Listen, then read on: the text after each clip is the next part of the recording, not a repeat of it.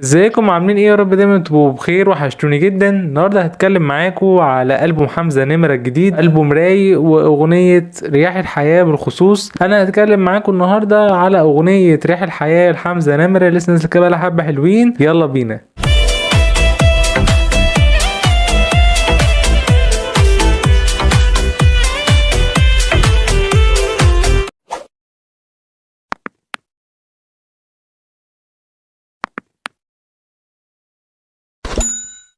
أغنية رياح الحياة، وهي من كلمات محمود فاروق ومن ألحان حمزة نمرة نفسه ومن توزيع الموزع العبقري كريم عبد الوهاب. حمزة نمرة من المطربين أو الفنانين اللي دايما بيعملوا أغاني ليها معنى، بيبقى ليها قيمة. قد ما أنا فعلا بلاقي معنى للأغنية، بحس إن الأغنية طالعة بمعنى بجد، مش مجرد أغاني بتتعمل وخلاص. حمزة نمرة بالنسبة لي فهو أيقونة لوحده، مينفعش تقارن بأي مطرب تاني. هو ليه لونه وليه طريقته وليه ستايله، وفي نفس الوقت كمان بيغني الأغاني اللي بتبقى ليها معنى. أغنية مؤثرة جدا، أغنية من الأغاني المتكاملة. الأغنية مبدئيا ككلام يا جماعة، فهي أغنية أنا مش هقدر أقول حاجة فيها ككلام. كانت عجباني من أول كوبليه لغاية آخر كوبليه، ولغاية لما الأغنية كلها خلصتها. أغنية من الأغاني المؤثرة واللي أثرت فيها جدا الحقيقة، وكلامها كان محسوس قوي، وده كان واضح جدا من حمزة نمرة في الأغنية. بالنسبة لي أغنية مميزة ككلمات وألحان وتوزيع. الأغنية دي هتبقى هي الهيت بتاع ألبوم رايق لحمزة نمرة السنة دي. زي لو تفتكروا الألبوم اللي عمله، ألبوم من سنة 80، كان نازل برضو السنة اللي قبل اللي فاتت، وكانت أغنية فاضي شوية كانت عاملة شغل كبير وكانت عاملة جدل، وكانت هي الهيت بتاع الألبوم. فأنا بقول لكم أهو، هجيبها لكم كده من الآخر. أغنية رياح الحياة هي هتبقى الهيت بتاع ألبوم رايق، والأغنية هتبقى من أعلى الأغاني اللي هتجيب مشاهدات وهتتسمع عند الناس بشكل كبير. بالنسبة لي كان من ضمن المميزات هي صوت حمزة نمرة نفسه، يعني دي ميزة على جنب.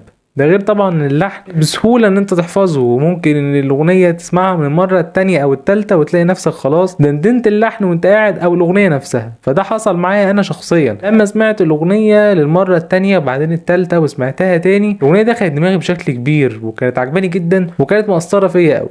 كلماتها يعني انا مش هقدر اقول عليها اي حاجه، ان هي كلمات والموضوع حقيقي، ان انت دايما بتحس ان انت دايما لوحدك ودايما ان كله بيمشي. كانت ليها معنى كبير قوي بالنسبه لي، اغنيه تمس وفيها احساس كبير جدا لناس كتير، كنت واحد منهم الحقيقي. بالنسبة لي كانت فكرة الدعاية بتاعت الألبوم فكرة إيجابية، إن أنا أعمل ألبوم وبعد كده أطرح المواعيد بتاعت تنزيل كل أغنيتين على فترات بعيدة، على فترة معينة ينزل أغنيتين. أنا بالنسبة لي ممكن أشوف إن هي أقوى أغنية بعد أغنية رايق من الأغاني القوية برضو، اللي كانت عاملة شغل حلو قوي وموضوعها حلو وكانت أغنية فاني جدا. ممكن برضو أقول لكم على أغنية غروب. أغنية غروب كانت برضو عجباني وفيها إحساس من حمزة نمرة كبير. وأغنية لعله خير، في اغاني كتير نزلت. اغنيه اسكندريه، انا عايز اذكر كل الاغاني اللي في الالبوم من كتر الاغاني ما هي حلوه، فانا مش عارف اقول انهي فيهم من كتر ما الاغاني كانت عجباني. لكن بالنسبه لي هي افضل اغنيه واللي هتبقى هي هيت الالبوم هي اغنيه رياح الحياه بدون اي نقاش. لما سمعت الذكاء الاصطناعي، لما سمعت اغنيه رياح الحياه بصوت تامر حسني، هي كانت عامله كده.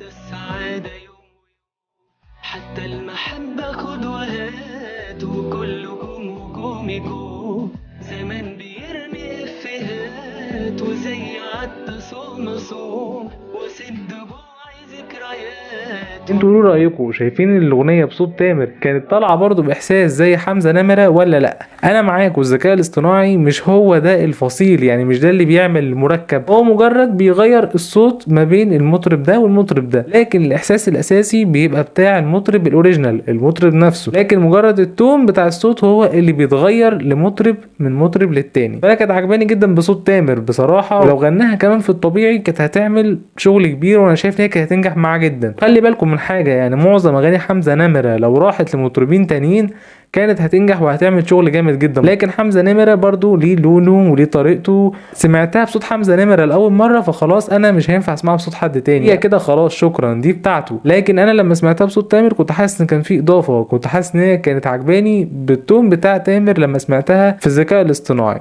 انا بالنسبه لي الاغنيه اقدر اقول ان هي من الاغاني المتكامله، اغنيه على مستوى الكلمات او الالحان او التوزيع اللي اتعمل عليها انا شايف ان كريم عبد الوهاب برضو من الموزعين الكبار والتقال جدا، هو موزع من بدري قوي ولغايه دلوقتي موجود، بس بحس ان هو شغله مع المطربين التانيين منتهي شويه، دايما بيشتغلوا مع بعض من البوم للتاني، ودايما بحس ان هم روحهم واحده مع بعض وبيطلعوا الاغاني بطريقه بروفيشنال جدا. الاغنيه كانت بشكل عام اقوى حاجه فيها كانت هي الكلمات والالحان والتوزيع كان عاجبني. شايف ان كان اقوى حاجه فيها بالنسبه لي برضو كان الموضوع نفسه واحساس حمزه نمره وهو بيغني الاغنيه، ده لوحده موال تاني. ده غير طبعا ان اللحن كان سهل جدا وسلس قوي ان انت تحفظه وحلو قوي مع الكلمات، والاغنيه كلها كانت باكج على بعضها طالعه بشكل حلو. قولوا رايكم في الكومنتات، عايز اعرف رايكم تحت، وقولوا لي الاغنيه كانت عاجباكم لو كانتش قد كده. وانا بالنسبه لي انا شايف ان هي هيت الالبوم بتاع حمزه نمره السنه دي، وانتوا قولوا رايكم برضو شايفين الاغنيه هتبقى هي هل الهيت بتاع الالبوم ولا في اغنيه هتنزل هتعديها وهي اللي هتبقى الهيت. وده اللي كان عندي النهارده. لو انتوا لسه جديد اشتركوا وفعل زر الجرس واعملوا لايك عشان كده في محتوى قدامه اكتر واكتر، وشاركوا في كل مكان لكل اصحابكم تقدروا ما تنسوش. اشوفكم ان شاء الله على خير في فيديو جديد. شكرا.